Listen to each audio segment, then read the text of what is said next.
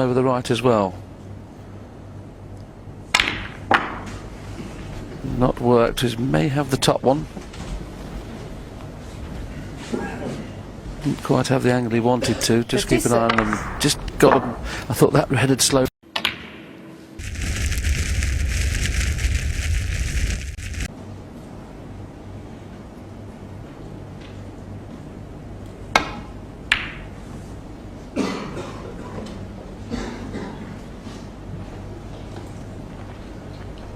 Well, it's always a little bit dangerous when the red drifts down the table, but he's got a good length with the cue ball.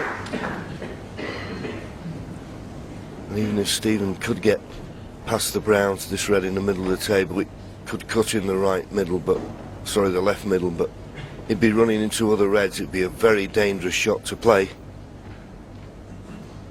I've got to ask you, John, why is it at the Masters, some of our viewers and listeners here will remember us saying that the break-off's becoming extinct because you're always leaving a shot to nothing every single shot. We've come here to Sheffield, we're playing on the same table, the same cloth, virtually the same balls and that, and hardly ever have we seen the shot to nothing being left off the break.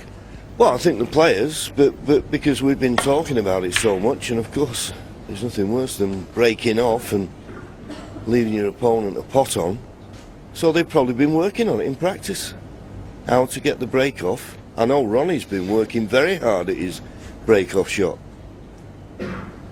Is that the reason maybe he plays it left-handed, because he feels he can get wider off the break? Well, that's what he said to me. He said, for some reason, he said, and he doesn't know why, but if he plays it left-handed, he feels as though he gets a little bit more right-hand side and swings it a little bit wider. What a choice to have. Stephen's forced to take this on here. This is dangerous. Couldn't see a safety. He knew it was risky,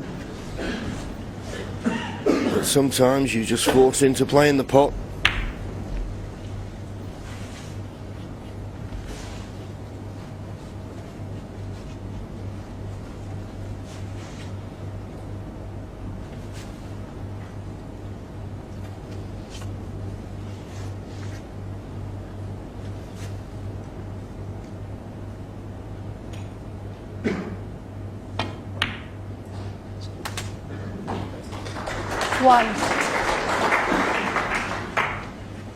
Well, Stephen, as John mentioned, was forced into playing that pot, and you know that if you give Ronnie half a sniff the way he's playing this morning, he's going to score heavily. Every frame this morning he's scored 40 or above. That's been his lowest break, 44 in frame 10. Everything else has been 93, 87, 57. How many will he get here? 4.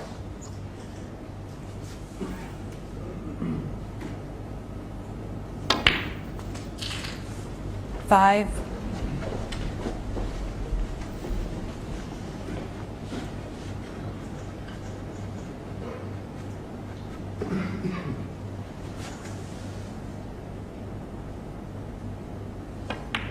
'Couldn't get into the main bunch there, but full ball contact was always going to leave in the bottom red. He's got the full ball contact. 12. Because he's now getting rid of this red, going into the bunch now is not really 13. advantageous, so he'll be playing for a loose one.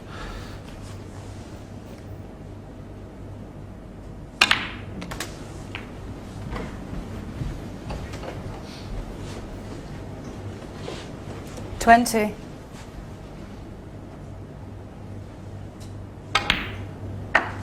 21.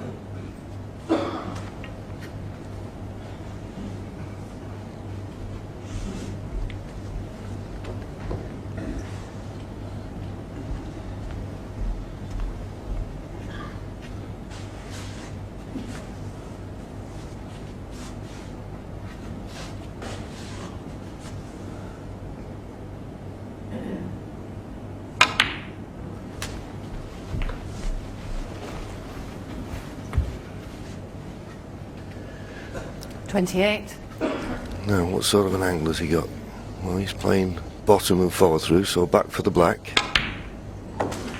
29. Now, could he play the cannon onto the reds? just got to avoid the red near the top cushion, or just play for another loose one. That's what he's doing.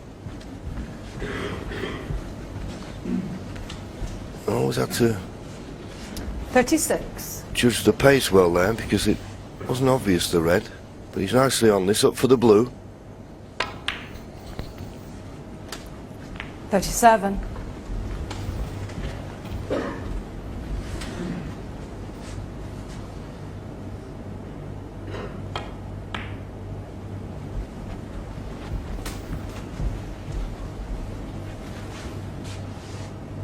Forty-two.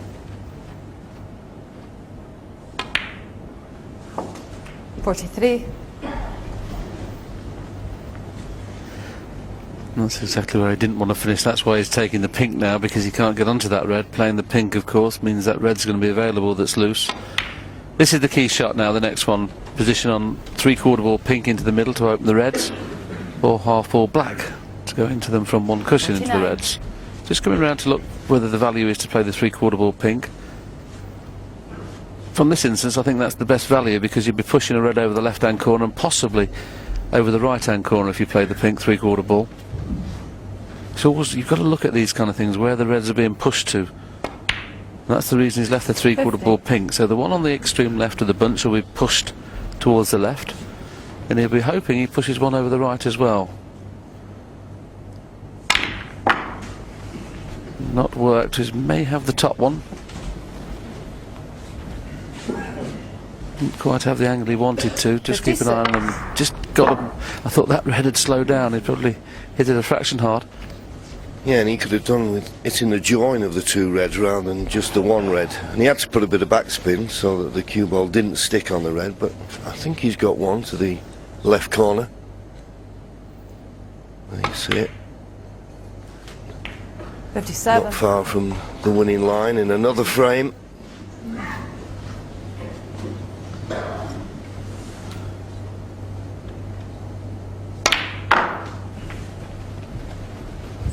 Stephen Hendry led 4-1.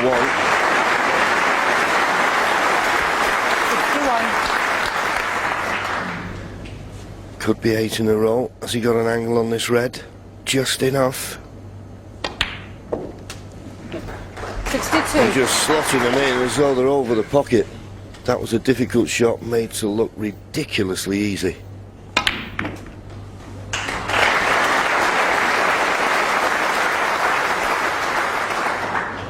69. This is the first frame of the frames this morning, as we see Ronnie taking what would be frame ball. 70. That Stephen Hendry hasn't really had a chance in this frame. So it doesn't hurt as much when you don't have a chance, but obviously the reason it hurt a little bit more this morning because that's 5 on the trot. A total of 8 on the trot since he was 4-1 in front. 77. 78. And the nature of the game, Ronnie O'Sullivan broke off. Stephen couldn't see a safety, was forced into playing a long pot. Didn't get it. 64. And that's it.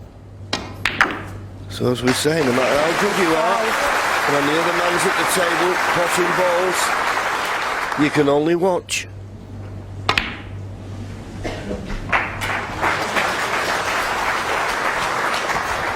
This is the one that Stephen couldn't see a safety. 90. Knew it was fraught with danger. And his worst fears have been realised. 91. He's just rammed that in left-handed there. Well, he deserves a century. This has been absolutely top draw. 98. All centuries are good. 99. This has been very good.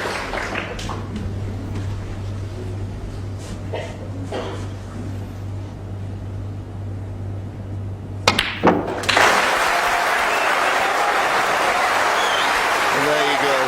And why wouldn't you applaud that? 106. His 8th century 108. of the tournament.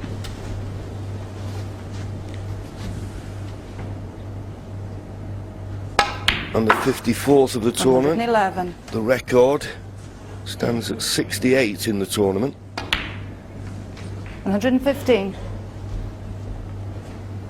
There's Not certain to be beaten. At the start of the tour, there's a lot of talk 120. whether it be 60 or above or less. I think 60 will be beaten.